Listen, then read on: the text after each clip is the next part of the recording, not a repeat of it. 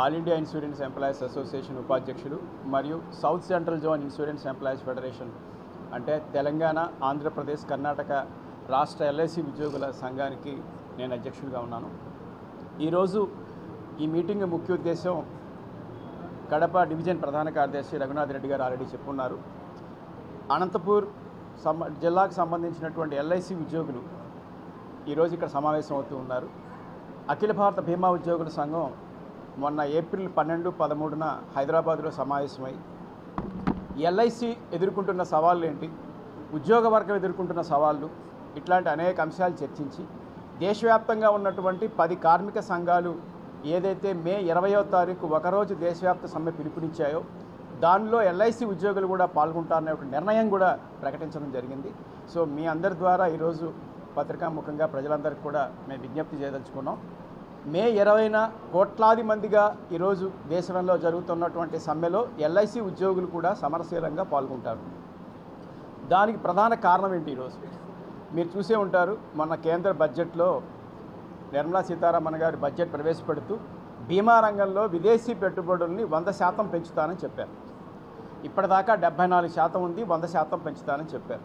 అది కాక బీమా చట్ట సవరణ బిల్లుని త్వరలో తీసుకొస్తామని కూడా ప్రకటించారు. మేము ఆల్ ఇండియా ఇన్సూరెన్స్ ఎంప్లాయీస్ అసోసియేషన్గా ఈరోజు చెప్పదలుచుకున్న విషయం ప్రభుత్వానికి ఆల్రెడీ విన్నవించాం, బీమా రంగ రెగ్యులేటర్ ఐఆర్డీఏకి కూడా విన్నవించాం.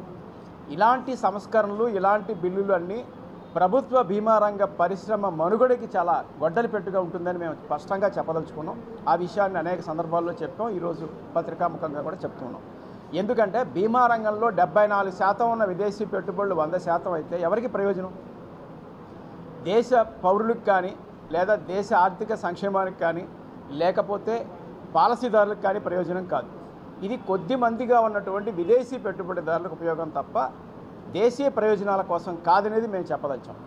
ఇప్పటిదాకా 74% వాటాలు పెంచుకోవచ్చు భారతదేశంలో ఉన్న బీమా కంపెనీల్లో విదేశీ వాటాలు అని చెప్పినప్పటికీ కూడా కేవలం 3 కంపెనీల్లో మాత్రమే 74% వాటాలు ఉన్నాయి. యావరేజ్ తీసుకుంటే 32%, 26 ప్రైవేట్ బీమా కంపెనీలు ఉన్నాయనుకుంటే 32% ఈరోజు ఫారిన్ డైరెక్ట్ ఇన్వెస్ట్మెంట్ ఉంది. మరి ఎందుకోసం ఈరోజు ప్రభుత్వం అంత వేగవంతంగా ఈరోజు 100% ఎఫ్డీఐ తీసుకొస్తారనేది మేము చాలా సూటిగా అడుగుతూ ఉన్నాం. చాలా ఈ దేశ ప్రయోజనాలకు నష్టమని కూడా మేము చెప్పదలుచుకున్నాం. అది కాకుండా ఈ మధ్య అమెరికాకు చెందినటువంటి ట్రేడ్ రిప్రజెంటేటివ్ ఒక ఆయన ఒక సూటి వ్యాఖ్య చేశారు. ఏమనంటే భారతదేశంలో లైఫ్ ఇన్సూరెన్స్ కార్పొరేషన్ ఆఫ్ ఇండియాకు ఒక ప్రత్యేకమైన స్థానం ఉంది. 1956లో జాతీయం కాబడినటువంటి సంస్థ, ఈ సంస్థలో తీసుకున్న పాలసీలకే ప్రభుత్వ గ్యారంటీ ఉంటుంది. మిగతా ప్రైవేటు కంపెనీల్లో తీసుకున్నటువంటి పాలసీలకి సావరెన్ గ్యారంటీ ఉండదు. కానీ ఎల్ఐసిలో తీసుకున్న ప్రతి పాలసీదారుడికి సావరెన్ గ్యారంటీ ఉంటుంది. అంటే ఎల్ఐసితో బాటుగా కేంద్ర ప్రభుత్వం కూడా వాటికి రక్షణ కల్పిస్తుంది, కౌంటర్ గ్యారంటీ ఇస్తుంది. అలాంటి ఈ విషయాన్ని 1956 నుంచి ఎల్ఐసి పాలసీలు కలిగి ఉన్నటువంటి సావరెన్ గ్యారంటీకి సంబంధించిన అంశం మీద అమెరికా వాణిజ్య ప్రతినిధి ఏం మాట్లాడుతూ ఉన్నారంటే, ఇది సావరెన్ గ్యారంటీ ఎల్ఐసి పాలసీలు కలిగి ఉండడం అనేది ట్రేడ్ డిస్టార్షను, ఇలాంటిది ఉండకూడదు అని చెప్తూ ఉన్నారు. ఇది చాలా హాస్యాస్పదం, చాలా గర్హనీయమైన విషయం అని మేము చెప్పదలుచుకున్నాం.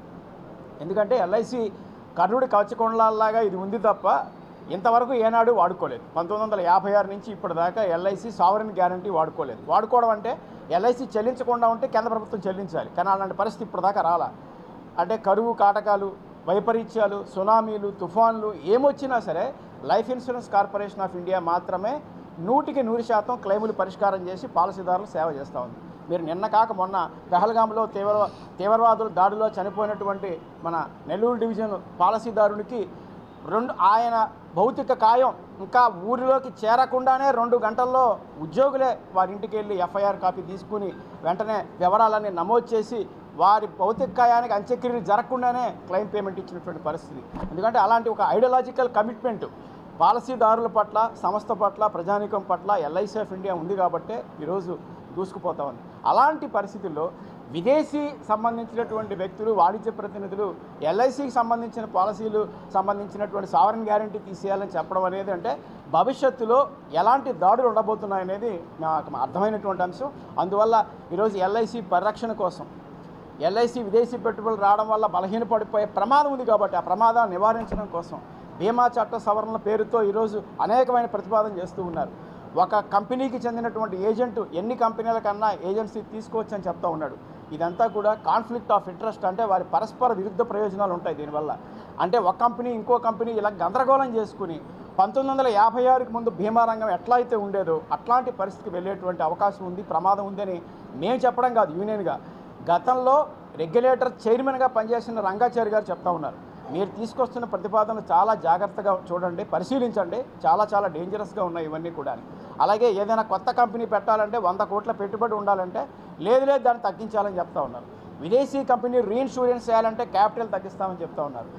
ఏ కంపెనీ బీమా కంపెనీ ఏదైనా ఇంకో కంపెనీ అయితే ఇంకో బీమా కంపెనీ కొనుక్కోవాలి, కానీ ఇప్పుడు ఏం చెప్తున్నారు, ఆ బీమా కంపెనీని ఏ కంపెనీ అయినా కొనేసుకోవచ్చు అంటున్నారు. అంటే రేపు పొద్దున మెక్డవల్ కంపెనీ కూడా వీళ్ళు బీమా కంపెనీని కొనేసుకోవచ్చు.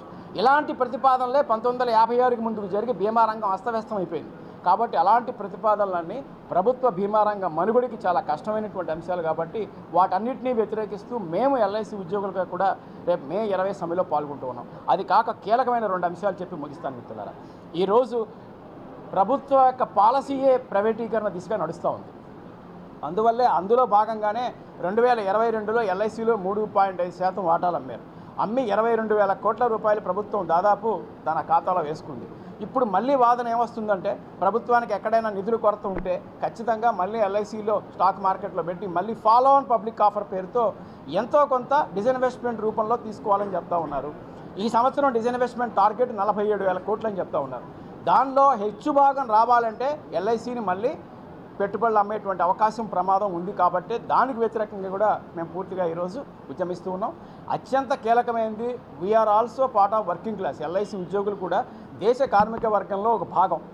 ఈరోజు లేబర్ కోడ్ల పేరుతో ప్రభుత్వం 29 లేబర్ చట్టాలన్నీ కూడా 4 కోడ్లుగా మార్చింది. ఇవన్నీ అమలు జరిగితే అసలు సంఘం పెట్టుకోవడానికి, సంఘం సమావేశాలు జరుపుకోవడానికి, స్ట్రైక్ చేయడానికి, రేపొద్దున అసలు సంఘంగా మనజాలడానికి కూడా చాలా ఇబ్బందికర పరిస్థితులు వస్తాయి.